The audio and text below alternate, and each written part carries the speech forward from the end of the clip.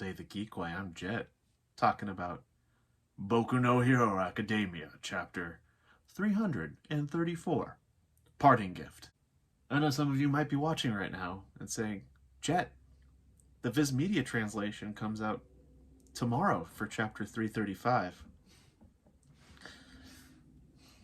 I know, I'm late, but here we are to review chapter 334 of Boku no Hero Academia, Parting Gift. A very suitable name as I do review this chapter, but before we get on to the actual review, consider going beyond B Plus Ultra. Consider giving this video a like. See if you like the content. B Plus Ultra and subscribe. That way we can get more conversations going along the way, the geek way, as we should every day. But in the meantime, let's get right into the review of Parting Gift. This is a very suitable name, considering Parting Gift is meant to reference not only the gift of new order given to All for Shigaraki, All for One, but also for the heroes that will eventually have to go against All for One. So in the last chapter, New Order had been stolen.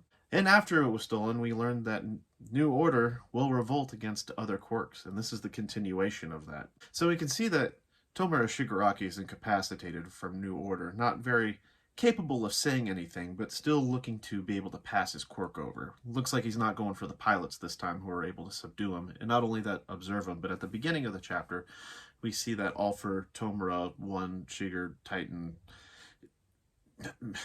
managed to steal the quirk of his beloved Nomu, as he calls it. That way he can fly away before he is, quote, reduced to nothing.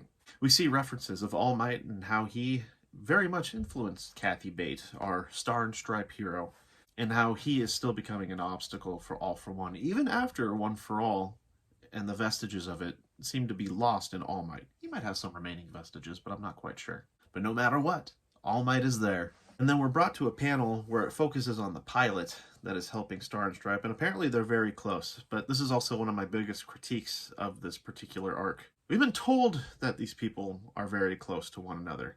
And he says, of course you surpassed him. But even then, I don't know how true that is. I mean, we never really got to see the relationship between the pilots and Star, other than a brief flashback where they say that they are close, rather than us being able to see how close they are. It's just very implied, but I mean, I guess I'll give it credit for being a set of 4 chapters, because if there is one highlight of this arc, it's Kathy Bate. She's become one of my top characters within My Hero Academia. It's very impressive the work that Kohei Horikoshi has been able to put into this characterization alone. And how much I love this character, and I want to see more, but we're not going to get that. But we go forward to another character that's in the boonies, and it's seen to be one of the prisoners free in Tartaros, who is a robber and also a murderer. His name, Kashiko Kashi.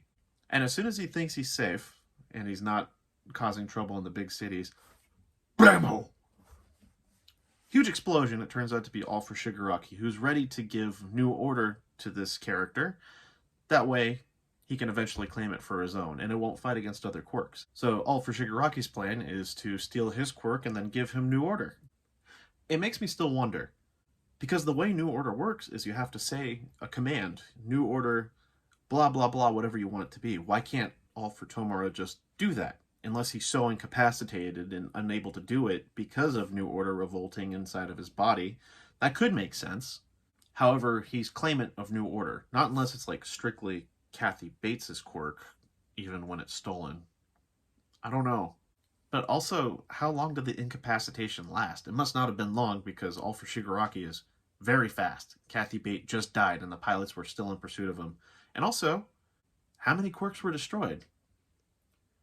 We won't know, and we don't know in chapter 335. Not that I know that, but I do. But he tries to grant this guy New Order, and then there's a vestige of Kathy Bate that says, nice try, idiot. And I guess the insurmountable quirks that All for One had over the years was enough to be able to kill off New Order.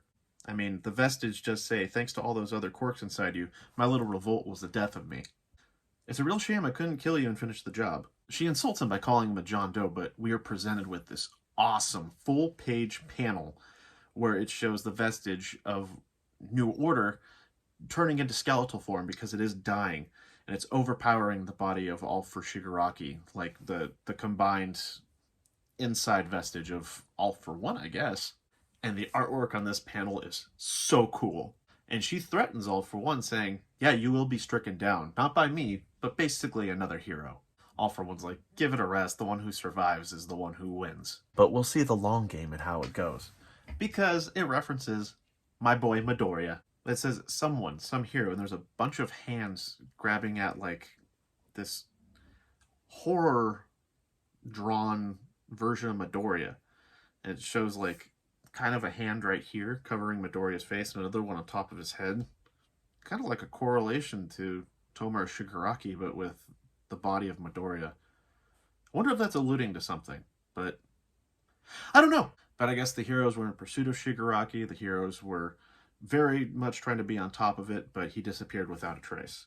Everyone learned the #1 hero in the United States died. I mean, frankly, I think she was the #1 hero in the world at this point after All Might lost the remaining strength, the accumulation of One for All. And a lot of nations in the world were just like, hey, we're not going to dispatch our heroes. So this happens with Salam, the #1 hero in Egypt. And they're just like, no, we just don't want you to abandon your own nation. We understand you want to help Japan, but things are dire. Then we focus on the pilots who's saying like, hey, we gathered a lot of intel. Thankfully, her death wasn't in vain. And then we see a little panel. It's a small panel in the lower left-hand corner of All Might saying like, Cassie, I wish I could have seen her. And to be fair, I wish I could have too. And this is one of my biggest problems with this arc, is there's a lot more that Horikoshi could have explored with character interaction. Rather than introducing this character about 4 or 5 chapters earlier and then killing her off, I would have loved to see her interaction with All Might. I would have loved to see her interaction with Midoriya. We're not going to get that, and I have to accept that. However, it could have been a lot of fun. Maybe her body didn't decay, but New Order was still stolen, and now she's just quirkless. Like, I think that would have been really cool to see. I also love these character interactions, because Horikoshi, man, he does a wonderful job with characterization. Like, in 5 chapters, I was invested in Kathy Bate. But anyway, I guess these X-66 jet fighters were able to record the biosignatures of these characters, and it looks like it can detect that quirks were destroyed, I guess. But we're not really sure. I don't know if it can actually look into the biology of a character. Not the biology, but maybe like the inner anatomy, and to actually witness the vestiges of New Order and the rest of these other quirks being destroyed. So I don't think we're ultimately going to know how many were destroyed, but All for One's a little bit weaker. And I guess that's Kathy Bates' parting gift. I guess all this happened within 2 days of Midoriya coming back to UA. And from the information they gathered, I guess All Might has learned that instead of it being the next day that Shigaraki would perfect his body, it'll probably be around a week. And Bakugo's like, a deadline extension? It's just like, yeah. You have a little bit more training to do. He'll be out of commission for a week because he just got the inner crap kicked out of him. So we have to use it to our advantage to take down Shigaraki and All for One. And that's where the chapter ends, and it's the bright and shining face of my boy, Midoriya. I am so stoked. But he's like my favorite character, so that's nothing new. But that is the end of chapter 334, which is a nice parting gift for me. Overall, I thought this chapter was pretty alright, not too bad. Really good artwork from Horikoshi, which frankly is nothing new. But I love seeing it in action. With the arc by itself, it was good, but I was a little bit disappointed, to be honest. It was really interesting looking at New Order, seeing some of its rules and limitations, but how much of its limitations were there? And we're not going to explore that because New Order has been destroyed. Couldn't Kathy Bate have been like, New Order will continuously revolt against quirks? Like, how specific do you have to be? But also, why couldn't Ulfer, Shiger, Tomura, Titan Tomura say anything? I guess because his body was being destroyed on the inside, which would make sense. But man, apparently it destroyed a lot of quirks for how short it was activated. Tomorrow the Viz translation of 335 comes out. UA Trader. So we'll see what happens from there.